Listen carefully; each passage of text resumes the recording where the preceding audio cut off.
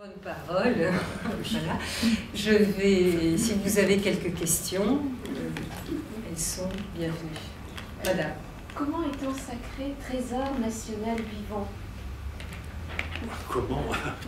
Je ne sais pas exactement quel type de lobbying il faut faire, mais comment... Parce que tous les acteurs ne le sont pas. Non, non, là il y a des listes, il y a plusieurs sortes de listes, il y a les... parce que c'est pas seulement le kabuki, non, hein. bien sûr. Ça peut être le nom, mais ça peut être aussi, je sais pas, un graveur de masques ou un fabricant de shamisen. Alors comment exactement, il y a une agence culturelle qui fait des listes. Maintenant, comment est-ce qu'il faut faire du lobbying pour être sur la liste, ou est-ce que c'est eux-mêmes? Ça, honnêtement, je ne sais pas comment on procède pour, si on veut se faire inscrire. Oui, mais qui les désigne? Donc il y a une agence qui, disons, appartient au ministère de la Culture pour simplifier un peu les choses, qui décide effectivement plusieurs... Et aussi des spectacles folkloriques qui sont... Il y a plusieurs catégories, mais avec des listes qui sont remises à jour peu à peu, etc. Donc en gros, c'est quelque chose comme ça. Madame. Je voudrais savoir, les costumes sont loués par la compagnie en question, sont loués aux compagnies, comment ça se présente? Oui. Alors, est-ce que les costumes sont loués par la compagnie? Comment ça se présente? C'est-à-dire la compagnie, c'est la Shochiku. J'entends.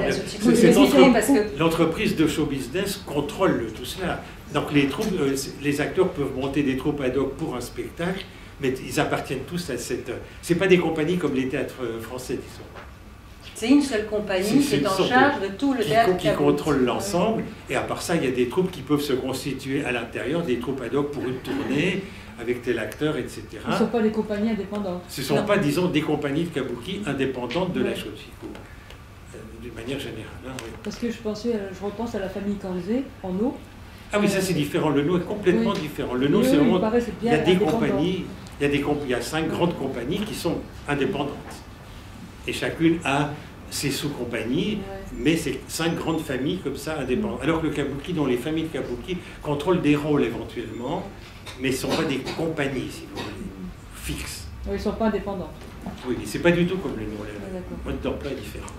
Madame. Est-ce que les textes sont étudiés dans les lycées japonais ou l'université japonaise? Pardon, est-ce que les textes sont étudiés, les textes kabuki sont étudiés dans les universités, dans les écoles? Comme Molière, non, pas du tout. Non, alors le rapport au texte est très très différent. Vraiment, alors le texte de No sont étudiés par les amateurs de No pour les chanter eux-mêmes. Hein. Ils ne les lisent pas comme des romans, hein. C'est pour eux-mêmes pouvoir les travailler. La voix, hein. Les textes de Joe, souvent aussi moins, mais quand même, c'est plutôt pour des gens qui eux-mêmes peuvent pratiquer de la déclamation, des choses comme ça. Et les textes de kabuki ne sont pas du tout... on ne lit pas le kabuki. Il y a quelques universitaires, quelques spécialistes qui les lisent, mais d'une manière générale, personne ne lit du kabuki comme ça.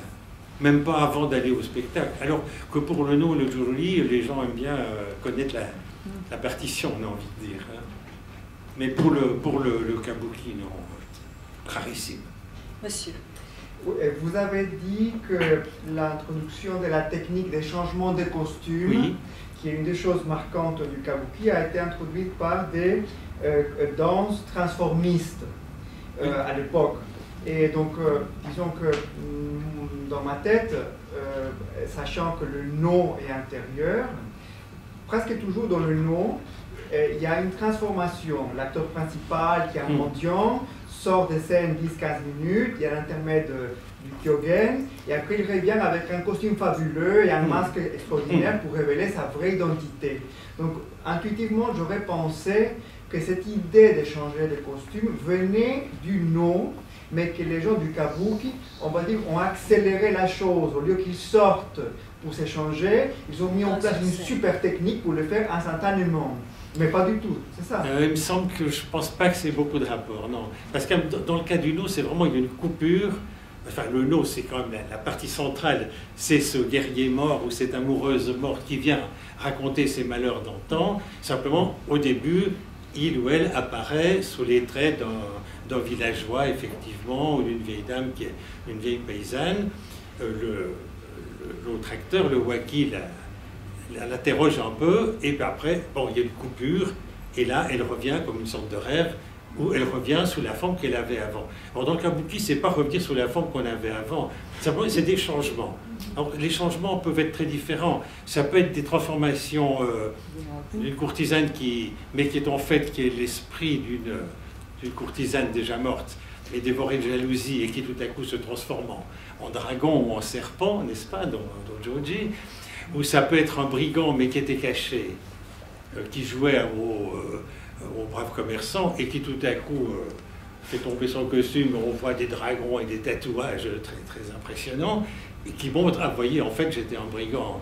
Donc là, c'est vraiment des changements comme ça peut être la psychologie du personnage, ça peut être une révélation, et très souvent, dans les grands numéros de danse, c'est vraiment de la virtuosité pure. Hein.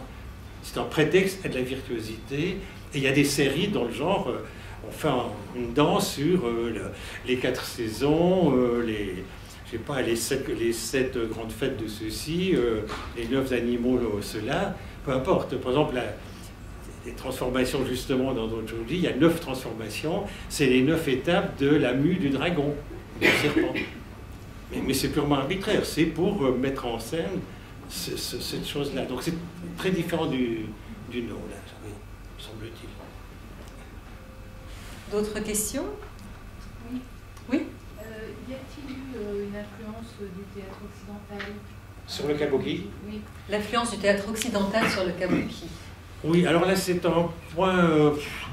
il y a certains auteurs allemands en général, d'ailleurs Ortolani, qui est un jésuite d'ailleurs, ça explique quand même, pensent qu'éventuellement il y aurait pu avoir une... on sait que les jésuites ont été au Japon très peu de temps. Hein. Important, ils ont été une 50aine d'années, pas plus. La fin du... je ne me trompe pas, la fin du 16e, en gros. Hein. Et là, ils ont effectivement utilisé le théâtre à Pâques et à Noël pour donner des spectacles mettant en scène des miracles, le passage de la mer Rouge et des choses comme ça. Jonas avalé par la baleine, et des choses comme ça. Alors là, certains pensent qu'il peut y avoir une idée au niveau machinerie. C'est très controversé. Personnellement, je suis loin d'être convaincu. D'abord parce que les spectacles des jésuites étaient à 90% à Kyushu, c'est-à-dire au fin fond de la province, et pas du tout à Kyoto, où se passaient les choses. Et deuxièmement, parce que les derniers spectacles des jésuites ont lieu, je ne sais pas, 1605 ou 10 à peu près, mais le développement de la machinerie est en fait au 18e. Donc cette influence sur la machinerie, il y a carrément un siècle d'écart. Donc ça paraît difficile maintenant que certains acteurs de l'époque fin 16e aient vu un spectacle jésuite, évidemment c'est possible. Hein. Mais disons, ça ne paraît pas très convaincant. Alors sinon, sur le répertoire, il y a quelques mentions par la suite d'histoires ou de thèmes, disons, qui auraient un peu circulé au Japon, importés par les marchands hollandais. Et il y a une pièce qui semble reprendre un peu l'idée du filtre de Roméo et Juliette, des choses comme ça. Mais bon, c'est très anecdotique. On ne sait pas si c'est vraiment une influence directe ou pas. Et c'est des choses qui peuvent avoir été inventées, venir de Chine. Donc d'une manière générale, on peut dire non. Jusqu'au XXe siècle, bien sûr. J'ai une autre question au niveau du public. Oui. Vous parliez que c'était populaire, mais qui y allait en fait? C'était pas familial? Ah oui, c'était une des grandes distractions familiales, justement. C'était familial. Ah oui, il y a beaucoup de descriptions. C'est le grand événement de la famille du marchand de tissus du coin.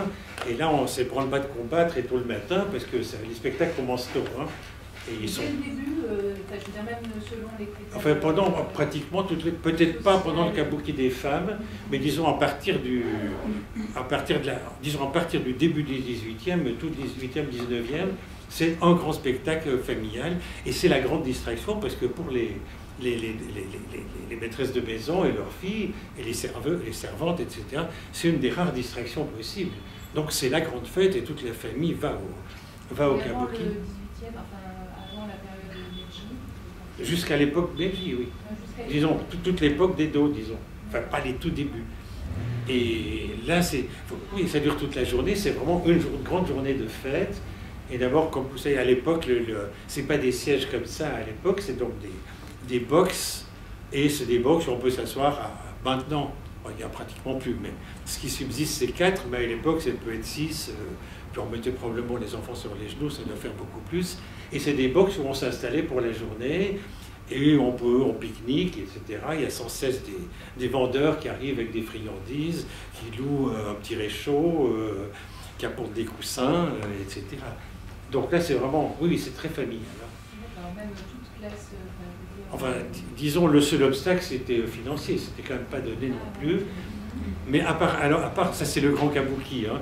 Mais à part ça, il y avait des petites troupes qui n'étaient pas reconnues officiellement, mais qui n'étaient pas tolérées en fait, qui se produisaient en général dans les foires organisées par les temples, ce qu'on appelle des Miyaji Shibai. Et là, c'est des grandes foires où ils jouaient et ils restaient là pendant un mois. Et c'était des troupes, et ils donnaient du kabuki, mais un kabuki un peu simplifié, ils n'avaient pas la machinerie, c'était sur des tréteaux de fortune, mais quand même, le kabuki le plus populaire, enfin pour les gens qui n'avaient pas d'argent, c'était quand même cela. Et eux, ils voyageaient partout et répondaient les histoires, les thèmes, les chansons à la mode et tout, dans l'ensemble du pays. C'était des troupes itinérantes. Alors que les grandes troupes, bon, elles voyageaient un peu, mais seulement de grande ville à grande ville. Elles allaient à Nagasaki ou à Nagoya, comme ça. Est-ce qu'aujourd'hui, c'est un théâtre cher, comme l'opéra chez nous, le kabuki au Japon? Oui, relativement, oui. Oui, non, dans l'ensemble, c'est un théâtre cher, hein, me semble-t-il. Bon, oui, non, en gros, c'est cher, oui. Simplifions. D'autres questions? Oui? Oui, quelle est l'influence du kabuki sur le cinéma japonais? Est-ce qu'il a influencé ou est-ce qu'on a aussi raconté des affaires de kabuki? Oui, bon, l'influence, elle est très grande sur les débuts du cinéma. D'abord, les premiers films ont été... Les premiers acteurs de cinéma sont généralement des acteurs ou de kabuki ou de shimba. Il y a même un petit film avec Danjolo, enfin le numéro 9, bien sûr, le grand Danjolo qui est mort en 1903 ou 1904. Il y a même un tout petit bout de film où on le voit avec Kikugoro, etc. Donc là, assez rapidement, le cinéma a filmé des extraits de kabuki et a recruté des acteurs de kabuki. Et après, les acteurs populaires aussi, qui sont dans le kabuki populaire, comme Tsutsui, pour jouer dans le cinéma.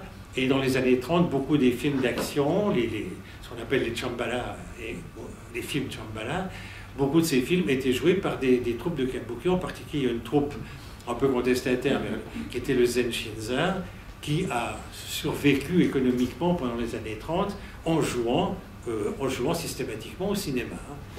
Donc, bien sûr, le jeu des acteurs a été très marqué par le jeu kabuki, c'est évident. Il y a des films qui retracent l'histoire du kabuki du XVIe, du XVIIe siècle, pas du XVIIe, XVIIIe siècle qui a été fait. Il y en a un ou deux, mais je ne peux pas vous citer alors les titres comme ça. Mais je sais qu'il y a une ou deux histoires qui effectivement mettent en cause un acteur et le héros. Mais je peux plus, comme ça, il faut voir un ouvrage sur le cinéma japonais, mais je ne peux pas vous dire comme ça, ça ne vient pas à l'esprit. Mais je sais qu'il y en a un ou deux, pas beaucoup. Dans la littérature aussi Et littérature, il y a quelque chose, il y a des pièces une ou deux pièces modernes qui mettent en scène des acteurs célèbres, mais bon, relativement. Il y a des pièces sur Okuni, bien sûr, et il y a un énorme roman retraçant la vie de Okuni, bon, qui est du roman, parce qu'on a très peu d'éléments. Donc une figure comme Okuni, bien sûr, a été reprise dans la littérature populaire, etc. Vous dites une troupe contestataire, tout à l'heure, c'est-à-dire? C'était le Zen Shinza. Les contestants, c'était les contestataires? Oh, ils étaient liés au mouvement de gauche. D'une part, donc politiquement, ils étaient contestataires, et ils étaient contestataires à l'intérieur du kabuki, parce que c'était des acteurs doués qui se sentaient bloqués par le système familial. Donc ils voulaient s'émanciper de ce système familial pour avoir eux aussi joué les grands rôles. Alors leur leader principal était quand même d'une assez grande famille, c'était Kawasaki, mais malgré tout, c'est des gens qui n'allaient pas faire la carrière dans Danjolo, alors qu'ils en avaient les moyens techniques. Donc c'était une des façons, c'était cette rébellion contre le système interne du kabuki, et en même temps lié au mouvement de la gauche. Et qui a échoué, parce qu'ils n'ont pas réussi aussi. Oh, la gauche a échoué, oui. Oui, c'est hélas. vrai.